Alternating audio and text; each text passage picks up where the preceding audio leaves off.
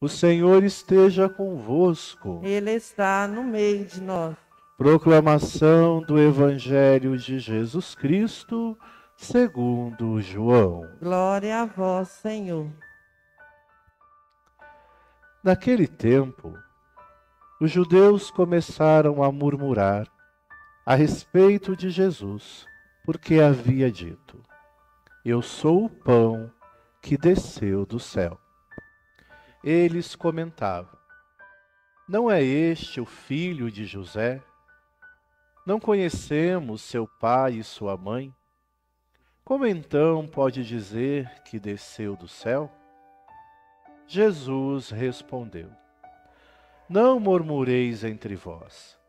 Ninguém pode vir a mim se o Pai que me enviou não o atrai, e eu o ressuscitarei no último dia. Está escrito nos profetas: todos serão discípulos de Deus. Ora, todo aquele que escutou o Pai e por ele foi instruído, vem a mim.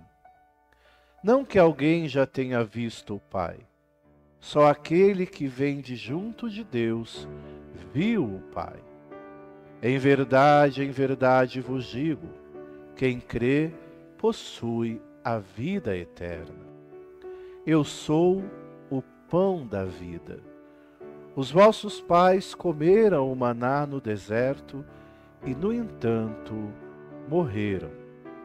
Eis aqui o pão que desce do céu. Quem dele comer nunca morrerá. Eu sou o pão vivo descido do céu. Quem comer deste pão viverá eternamente. E o pão que eu darei é a minha carne dada para a vida do mundo. Palavra da salvação. Glória. Queridos irmãos e irmãs, continuamos a nossa caminhada nesta busca, nessa esperança que se renova a cada dia, neste encontro sublime no dia do Senhor, que ao redor do altar colocamos a nossa vida para nos alimentar da palavra e também nos alimentar da Eucaristia. A primeira leitura de hoje nos apresenta a figura do profeta Elias. Elias foi um homem fiel a Deus e contra todo tipo de idolatria. E para nós entendermos um pouco, nos situar no contexto onde Elias se encontra na primeira leitura de hoje, precisamos entender o porquê. Elias, sendo um profeta muito fiel a Deus, a Javé, ia contra todo tipo de idolatria. E naquela época existia um rei chamado Acabe e uma rainha chamada Jezebel, que eles começaram a adorar um deus chamado Baal. Baal, o padre já explicou aqui o que significa boi. E por que eles adoravam esse boi? Porque o boi, pela sua força bruta, fazia com que a agricultura, com que a preparação da terra fosse muito mais rápido, muito mais fácil do que a força humana. Então eles dividiram, nesse momento, o Deus da cidade, porque através da força do boi se conseguia arar a terra, preparar a terra de uma forma mais rápida, e assim plantando, nascia muito mais rápido. Já aqueles do campo, aqueles que adoravam o Deus Javé, tinham que arar a terra com a mão, com a enxada, com as ferramentas que era colocado à disposição, porque não tinham condições. Ao ver que o boi dava esse resultado, eles já entenderam que o boi era um Deus. O Deus, então, que olha para aquele povo, um Deus que traz a prosperidade para aquele povo. Então começam a adorar Baal. E diante disso, então, Elias começa a denunciar esta adoração do rei e da rainha Jezebel a este boi. E junto com eles se formaram, então, 400 sacerdotes de Baal. E Elias, então, lança um desafio aos sacerdotes de Baal, chamando eles para o Monte Carmelo, para que ali pudessem ver quem era o Deus mais forte, ou Javé, o Deus do povo sofredor, ou o Baal, o Deus da tecnologia, o Deus que era adorado por aqueles pagãos. E assim foi feito. E no Monte Carmelo, então, Deus aniquila os 400 sacerdotes de Baal. Só que isso não foi suficiente para que o povo entendesse. Ao contrário, despertou um grande ódio na rainha Jezebel. E ela disse naquele mesmo dia, em nome de Baal e em nome dos 400 sacerdotes, eu terei a sua vida, Elias. Ou seja, jurou Elias de morte. E por conta disso, então, Elias foge e vai para o deserto. E aí que nós nos encontramos na leitura de hoje. Elias entrou o deserto adentro e caminhou o dia todo. Sentou-se finalmente debaixo de um junípero e pediu para si a morte, dizendo: agora basta, Senhor, tira a minha vida, pois não sou melhor do que meus pais. E deitando-se no chão, adormeceu à sombra do junípero. De repente, um anjo tocou e disse: levanta-te e come. Bem, para nós entendermos aqui o quanto também que o profeta muitas vezes sente-se cansado. Elias está deprimido, solitário, triste. Depois de caminhar, imagina essa situação, deserto adentro, fugindo de uma rainha poderosa, porque quis defender a fé no Deus verdadeiro.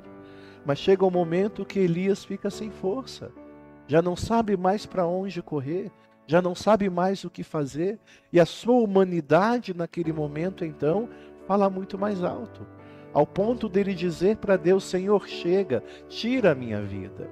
Eu não aguento mais, eu não suporto mais essa angústia que está dentro de mim, esta pressão que está dentro de mim. Eu luto e não vejo resultado. Eu caminho, mas não encontro, não chego no ponto de chegada. Essa mesma experiência de Elias que muitos de nós fazemos na vida. Ao longo dessa nossa caminhada, entre alegrias e tristezas, entre esperanças, entre sonhos e provações. Quantas vezes também na nossa vida nós já pedimos isso a Deus: Senhor, acaba com tudo isso, pois eu não aguento mais, eu não suporto mais. Quantas vezes o nosso coração se colocou diante da dificuldade, sendo vencidos por elas, porque nos falta a força, nos falta o ânimo, nos falta a direção. Porque a nossa humanidade grita no nosso peito neste momento. Mas é aqui que está a beleza do agir de Deus. Deus está sempre próximo do seu povo. Deus está sempre próximo daquele que o invoca. E nós cantamos no salmo de hoje: provai e vede quão suave é o Senhor. Provai e vede o toque de Deus na simplicidade daquilo que nos fortalece. Provai e vede o carinho de Deus que se importa. Através do anjo, aqui a Elias, mas no nosso caso, através da igreja, através da Eucaristia, através de pessoas queridas que se aproximam de nós com uma palavra, com um incentivo. Deus sempre envia um anjo para alegrar a nossa vida triste muitas vezes. Deus sempre nos mostra a luz quando nos encontramos na estrada escura e muitas vezes perdida no deserto da vida. Este deserto que nos revela a solidão, a provação, o tormento, o medo, o cansaço, mas também este deserto que nos revela o encontro com Deus, o toque suave de Deus, o carinho de Deus que nos fortalece. E continua a primeira leitura de hoje. Depois que Elias deita embaixo daquela árvore para descansar à sombra daquela árvore, o anjo do Senhor tocou-o e disse: levanta-te e come. Elias então abriu os olhos e viu que do seu lado, em cima de uma pedra quente, tinha um pão e uma bilha de água. Elias então levantou, comeu, bebeu e deitou-se de novo. Porque a depressão faz isso. A angústia, a tristeza, ela não me dá força. Eu quero só ficar deitado, dormindo. A pessoa que já passou pela experiência da depressão sabe como é. Não tem ânimo nem de abrir a janela. Não tem ânimo de tomar banho. Porque a tristeza é tão grande que a pessoa fica totalmente à mercê daquela situação. Elias então sentiu esse anjo, viu lá o pão, viu a água, comeu, bebeu e voltou a dormir de novo. Não foi suficiente.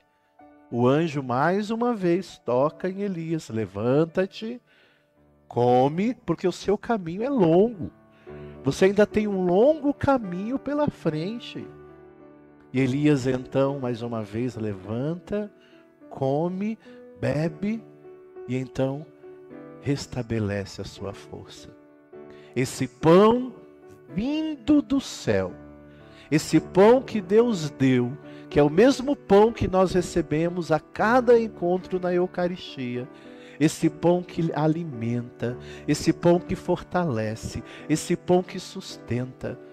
E a partir desse pão, então, Elias restabelece a sua força, o seu ânimo, a sua coragem e caminha mais 40 dias e 40 noites em direção ao Monte Sinai, o Monte de Deus. O que este 40 representa para nós? A nossa caminhada.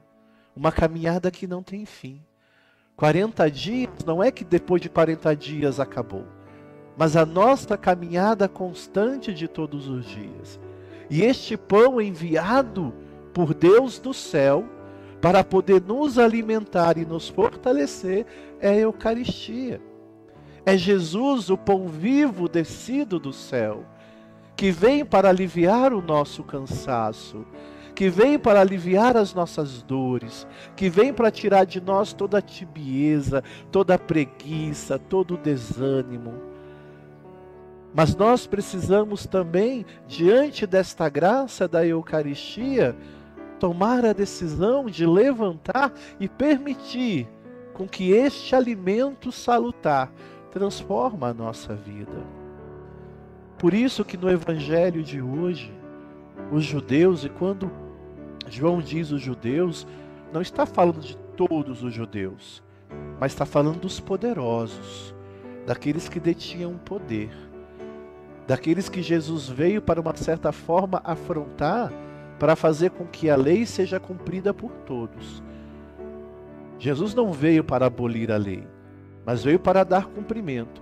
E os poderosos não gostaram disso, porque eles que mandavam, o povo fazia tudo o que eles queriam, e como Jesus veio denunciar isso, Jesus se tornou essa pedra de tropeço na vida desses judeus. E eles que murmuravam, quando Jesus vai dizer que eu sou o pão do céu. Ora, mas não é ele o filho do José, o carpinteiro? A sua mãe não é Maria? Ele não caminha aqui, não caminhou, não viveu por essas terras? Como agora vai dizer que veio do céu? Esse homem está louco. Por quê? Porque os seus olhos não foram capazes de ver além. Viram Jesus apenas o visível, mas não conseguiram olhar Jesus além do que aquilo que os seus olhos detinham. Então quando Jesus diz, eu sou o pão descido do céu, eu sou o pão dado, é este pão que nos alimenta e nos encoraja, que nos dá o pão da vida. Domingo passado, o que Jesus disse àqueles que o acompanharam? Vocês só vieram até mim porque comeram e ficaram satisfeitos, mas não entenderam nada. Buscai o alimento que traz a vida eterna.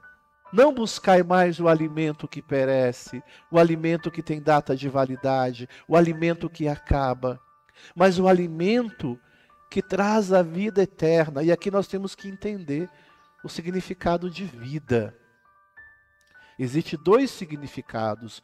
Vida, do grego, significa bios, que é essa vida biológica que nós temos, essa vida que é gerada no ventre, através de tudo aquilo que nós somos, essa vida acaba. Essa vida tem data de validade. Todos nós vamos passar. Essa vida, esse corpo, ficará. O que importa para nós é a nossa alma. Nós temos que cuidar daquilo que está dentro. E vida também significa Zoe. Zoe quer dizer vida eterna, que está dentro de cada um de nós. E que nós podemos sim ter dentro de nós essa vida sobrenatural, acima da nossa natureza. E de que forma que nós conseguimos essa vida eterna? Quando eu me aproximo em estado de graça da Eucaristia para comungar. A Eucaristia, para nós entendermos, é como um alimento que nós recebemos todos os dias. Vamos colocar um exemplo bem simples para vocês entenderem. Você então é uma pessoa que tem um alimento de muita qualidade. Come bem todos os dias, você toma vitaminas, cuida do seu corpo. Só que você percebe que mesmo o seu alimento, aquele alimento de qualidade, as vitaminas que você toma, os suplementos, a academia, não está te ajudando. Você come e parece que não engorda, que está definhando, que seus músculos estão murchando, que você está doente. Ora, tem alguma coisa errada. O seu corpo não está então retendo vitamina. Alguma coisa então aí está errada. Tem alguma inflamação, alguma coisa errada no seu organismo, que você come, que você toma suplemento, que você toma vitamina, que você vai para a academia e não vê resultado, só vai definhando. Então você precisa ir no médico para descobrir o que está acontecendo, por que o seu organismo não está retendo então as vitaminas necessárias, para que você desenvolva. Então você precisa de uma vitamina para se desenvolver, só que você não está vendo o resultado. A Eucaristia é a mesma coisa. Quando eu me aproximo da Eucaristia, é para transformar a minha vida, para eu ser uma nova pessoa. Mas, Padre, eu venho tanto tempo à missa, eu comungo todo dia e minha vida não muda. Tem alguma coisa errada com você. Tem alguma coisa errada na sua vida espiritual. Você está comungando em estado de graça?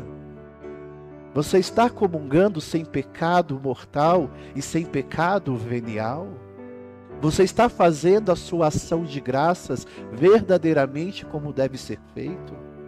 Você está tendo uma vida de oração sem preguiça, sem ficar protelando? Como está a sua vida espiritual? Como estão as suas virtudes heróicas? Olha para os santos. Os santos desenvolveram virtudes heróicas. E qual o ponto máximo de uma virtude heróica? Amar sem medida. Você está amando sem medida? Ou tem alguém que você não gosta? Tem alguém que você fala mal? Tem alguém que você não perdoou? Tem alguém que você não conversa? Tudo isso impede a graça de acontecer. Por isso que você não está vendo mudança na sua vida. Por isso que você não está vendo transformação na sua vida, porque você não está comungando em estado de graça.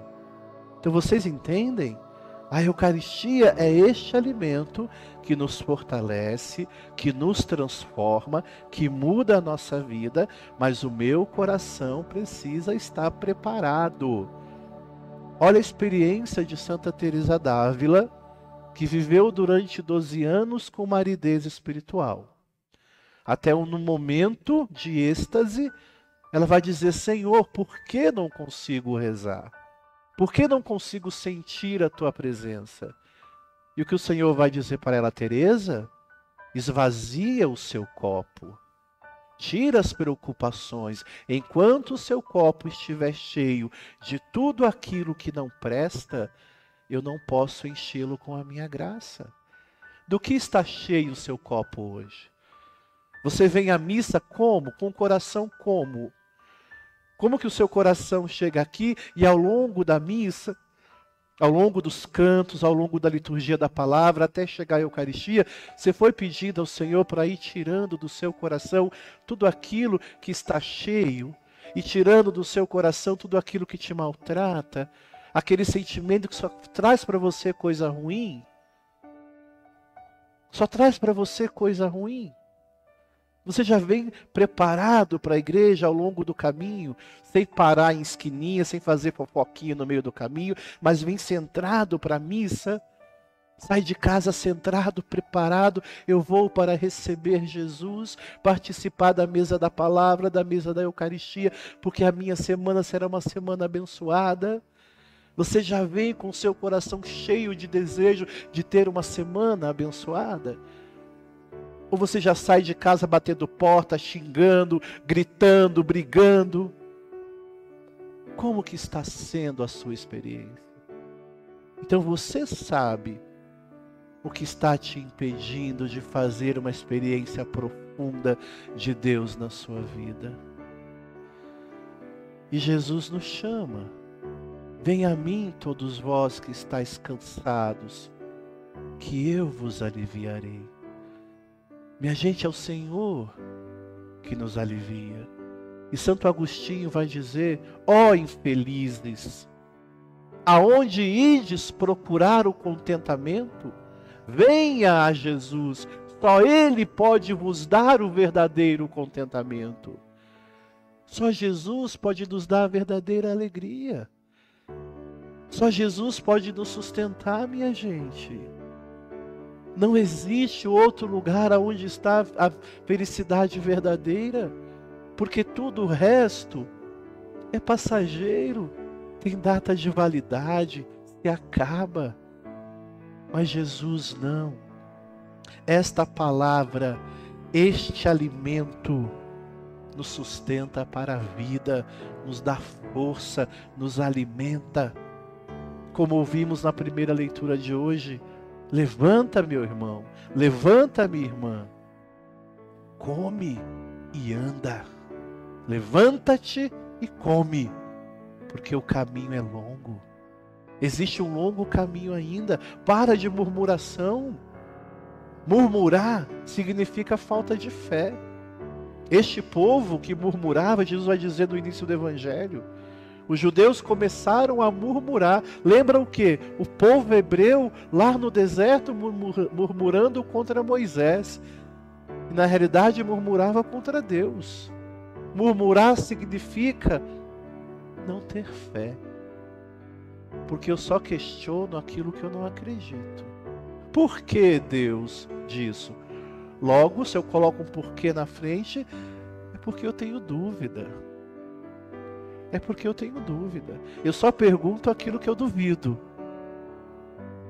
Eu só pergunto aquilo que eu duvido. Aquilo que eu tenho certeza na minha vida, eu não pergunto. Então, se você vive perguntando para Deus o porquê das coisas na sua vida, é porque você não acredita em Deus, você duvida de Deus.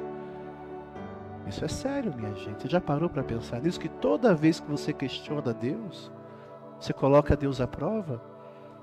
E vai dizer lá em Isaías: pode porventura o oleiro, o vaso, contestar contra o seu oleiro?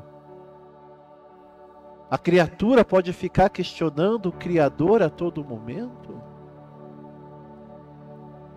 Então que possamos olhar para dentro de cada um de nós e fazer esta reflexão, este exame de consciência e provar dentro de nós a suavidade do Senhor.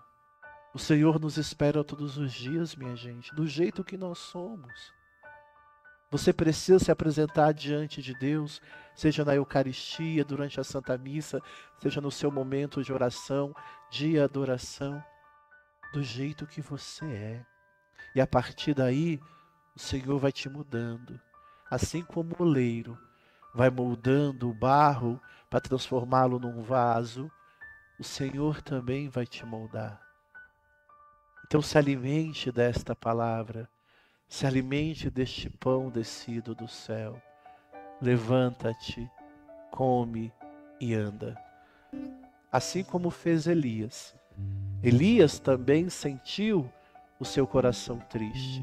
Elias também sentiu a dor da provação. Mas Elias levantou, se alimentou e caminhou.